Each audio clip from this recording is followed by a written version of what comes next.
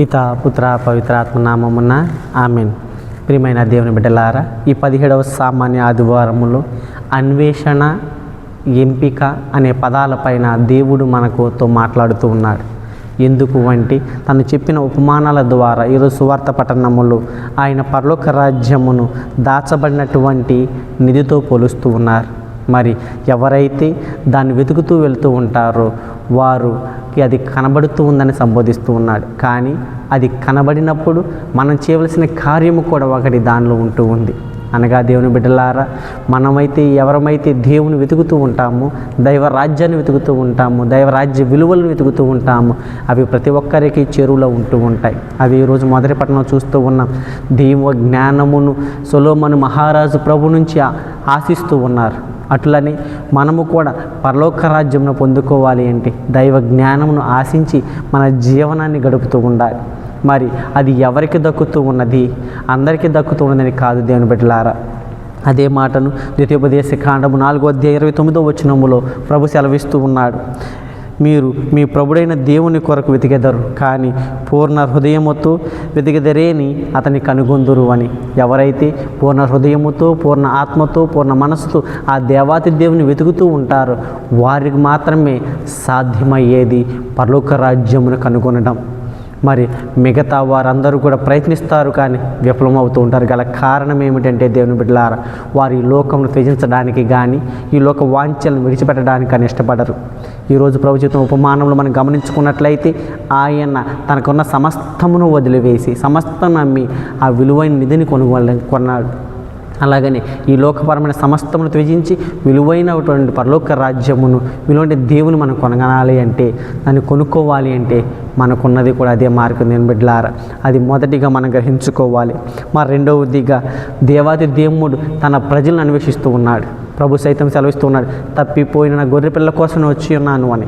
అలాగుని ఆయన ఎజెకీయెలు గ్రంథంలో సెలవిస్తూ ఉన్నాడు. 34:11 యావే ప్రభుడనైన నేను చెప్పునది ఏమన్నా, నేను నా మందను వెతికేదను, వాని గురించి జాగ్రత్త పడేదను అని. అనగా ఆ దేవాతి దేవుడు తన మందైన మనల్ని వెతుక్కుంటూ వస్తూ ఉన్నాడు. అదే ఈరోజు చూస్తూ ఉన్నాము. ఆయన చెప్తున్న మరొక ఉపమానములో పరలోక రాజ్యము ఆణిముత్యమును వెతుకు వర్తకునితో పోలుస్తూ ఉన్నాడు. ఇక్కడ ఆ వర్తకుడు ఎవరో కాదు, ఆ దేవాతి దేవుడే. మరి ఆణిముత్యం ఎవరు అంటే మనమందరము కూడా విలువైనటువంటి ఆణిముత్యముల వల్ల ప్రభు ఉన్నాం. మనల్ని కోల్పోవడం ఆయనకి ఇష్టము లేకనే తన ఏకైక కుమారుని మనల్ని వెతుకుతూ ఈ లోకానికి పంపించి ఉన్నాడు. ఆయన వచ్చి మనల్ని కాపాడడం కోసమై, మనందరి కోసమై తన రక్తమును చిందించి మన పాపమును తన భుజం పైన వేసుకుని మన నీతిమంతులుగా చేసి ఉన్నాడు దేవుని బిడ్డలారా. కాబట్టి మనము అటు వెతుకుతూ వస్తున్నటువంటి ప్రభు యొక్క చిత్తమును అనుసరించి జీవించడానికి ప్రయత్నము చేయాలి.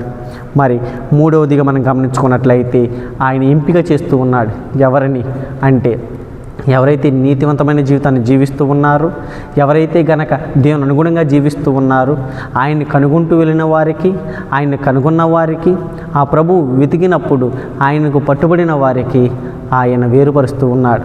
అది ఆయన సెలవిస్తున్నాడు. దేవుని బిడ్డలారా, మేకలను గొర్రెలను వేరుపరిచిన విధముగా ఆయన చివరికి అందరిని వేరుపరుస్తూ ఉంటాడు.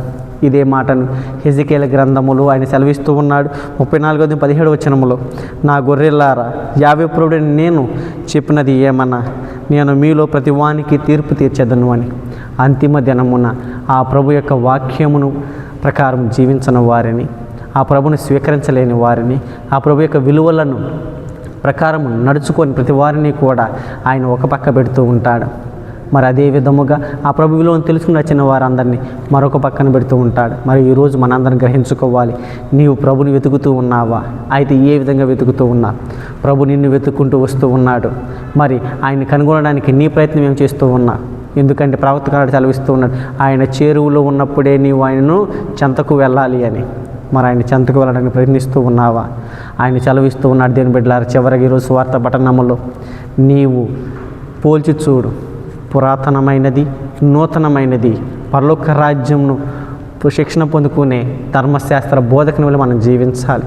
అంటే పాత గ్రంథములు ఏమి చెబుతూ ఉన్నాయి, పురాతనములో ఏమి చెప్పి ఉన్నారు, ప్రవక్తలు ఏమి ప్రవచించి ఉన్నారు, ప్రతి ఒక్కటి క్రీస్తు ప్రభువు నెరవేరి ఉన్నది అని గ్రహించుకొని క్రీస్తు ప్రభుని అనుసరించిన ప్రతి ఒక్కరూ కూడా పరలోక రాజ్యము చేరుతాం. కాబట్టి అట్టి జీవితం మనం పొందుకోవాలి అని అవివేకమును వెడనాడి వివేకమును పొందుకొని దైవ జ్ఞానముతో క్రీస్తును అనుసరిస్తూ ఆ దేవాదేవుని బిడ్డగా జీవించడానికి ప్రయత్నం చేద్దాం. ఆమేన్.